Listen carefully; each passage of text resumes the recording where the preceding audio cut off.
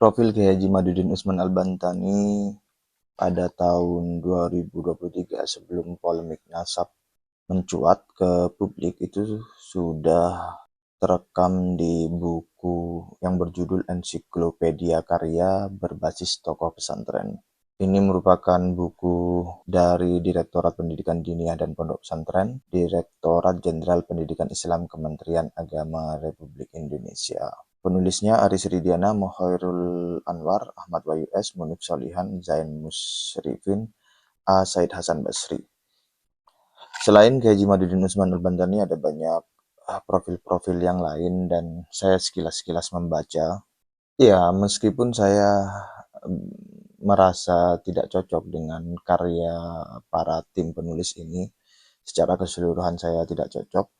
Namun yang saya soroti secara khusus adalah tulisan yang menceritakan tentang Kiai Haji Imaduddin Usman Al-Bantani.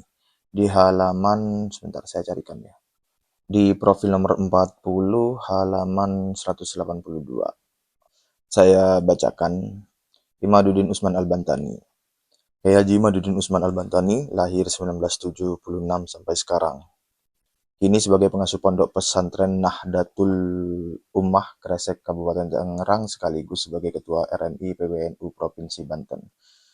Ini ditulis pondok pesantren Nahdlatul Ummah. Kalau setahu saya ya, nama pesantren beliau adalah Nahdlatul Ulum, bukan Nahdlatul Ummah.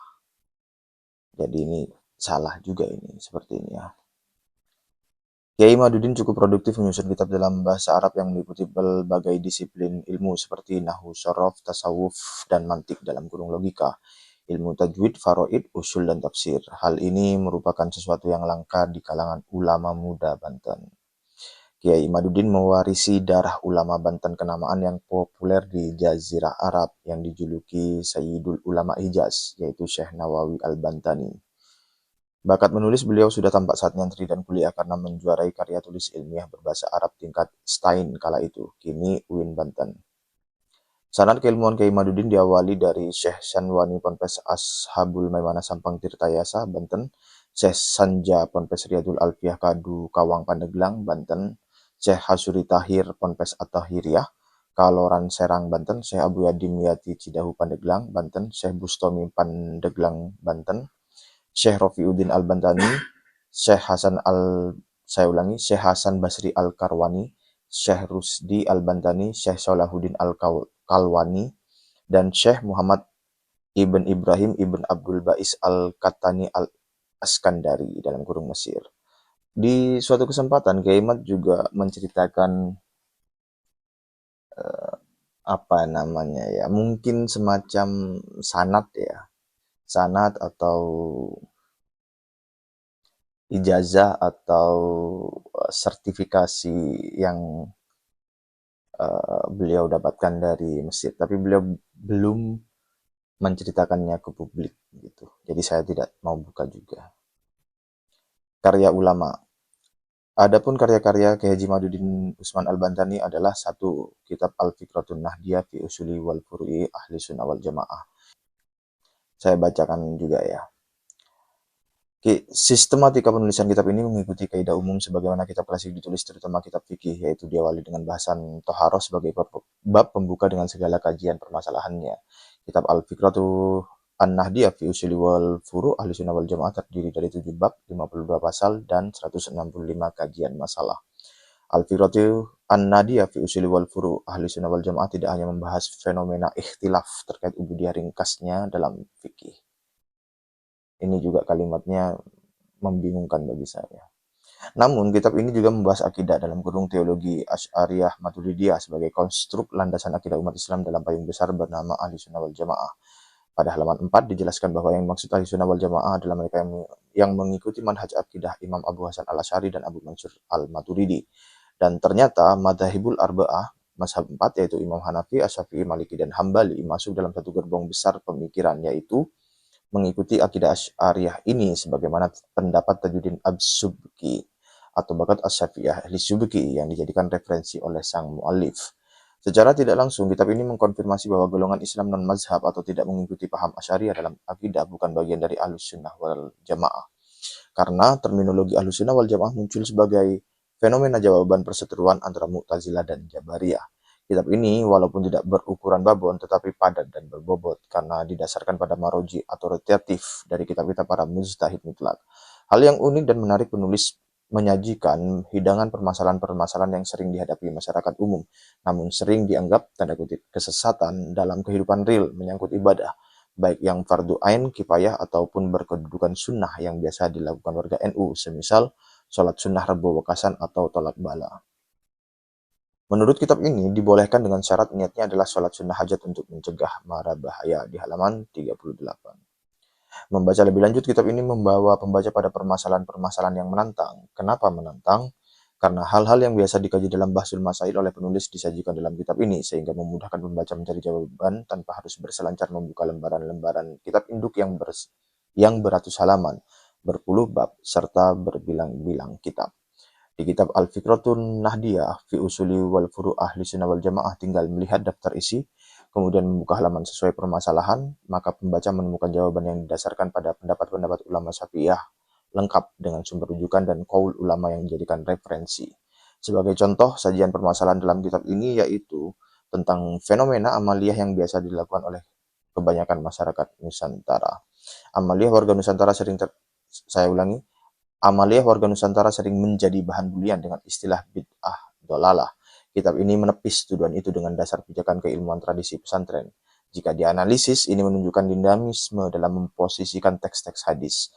Amaliyah ulama Banten ketika Rebo Wekasan melaksanakan sholat tolak bala, jelas ini menggunakan kaidah usul, tidak semata terpaku pada teks hadis.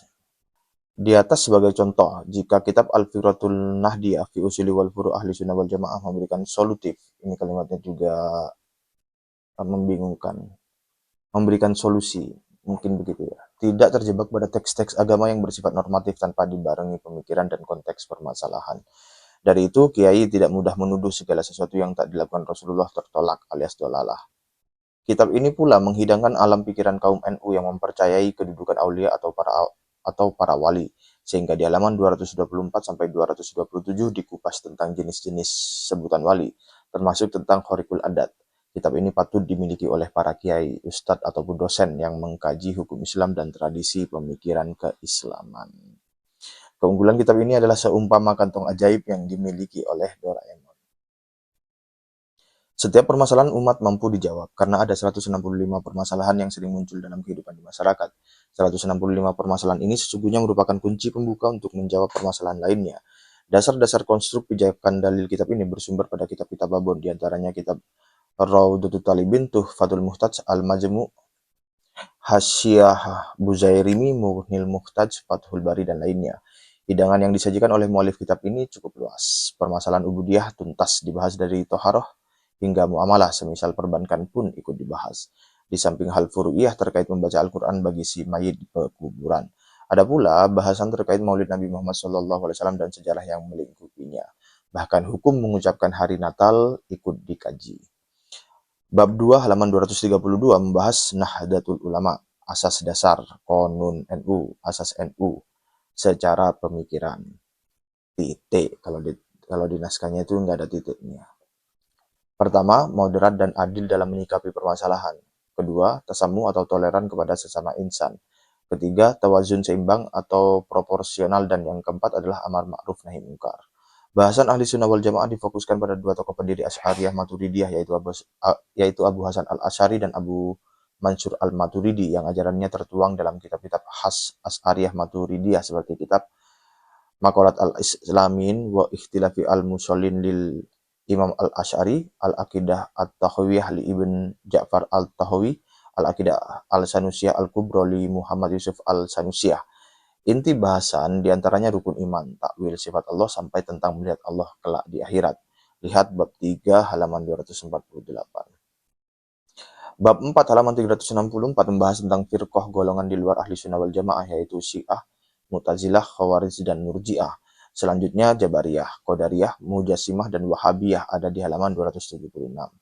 Bab 5 dan 6 seputar Mazahibul Arba'ah dan membahas dan Tobakoh Imam Syafi'i.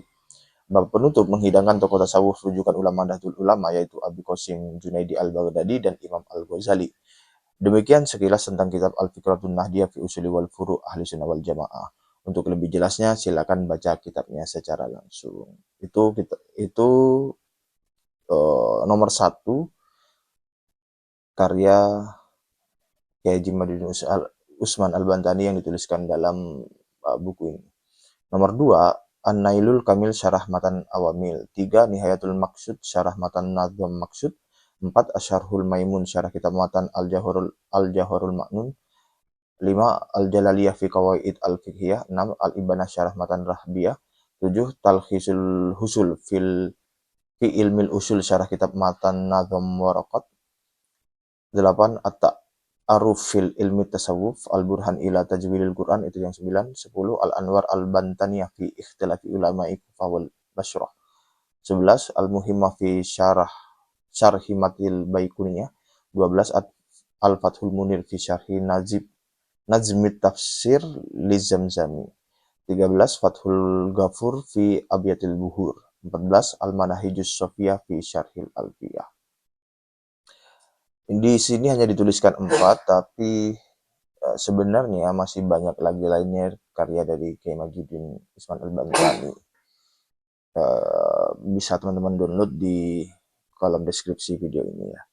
Dan karya berikutnya beliau itu salah satunya adalah Syarah Fathul Wahhab. Itu masih dalam proses, masih 1 jilid, rencananya 4 jilid. 3 atau 4 jilid ya, saya lupa. 4 jilid mungkin. Dan buku-buku tentang nasab Ba'alawi juga belum masuk ke naskah buku dari Depak ini ya, karena ini tahun 2023 Januari, sebelum meledaknya polemik nasab dan Ba'alwisasi Yamanisasi. Meledaknya itu kan di Maret 2023. Saya lanjutkan. Kiai Imaduddin Usman merupakan mutakalimin, teolog aliran Ahli Sunnah wal Jamaah. Beliau menguasai ilmu fikih, tasawuf, nahu, sorof, tajwid, dan tafsir Al-Quran. Dan beliau baru saja diangkat sebagai Mustafad Jatman Banten bersama Abu Ya Muhtadi. Itu apa namanya ya, tulisan tentang Kiai Haji Madudin Usman Al-Bantani di buku Ensiklopedia Karya Berbasis Tokoh Pesantren. Ini yang saya bacakan hanya Kiai Haji Madudin Usman saja ya. Saya tidak mengomentari yang lain, tidak mengomentari tulisan yang menceritakan ulama yang lain. Ya sekali lagi saya merasa tidak cocok dengan karya tim penulis itu. Kalau yang bagian keimat ini ya it's okay lah gitu. Terima kasih. Assalamualaikum warahmatullahi wabarakatuh.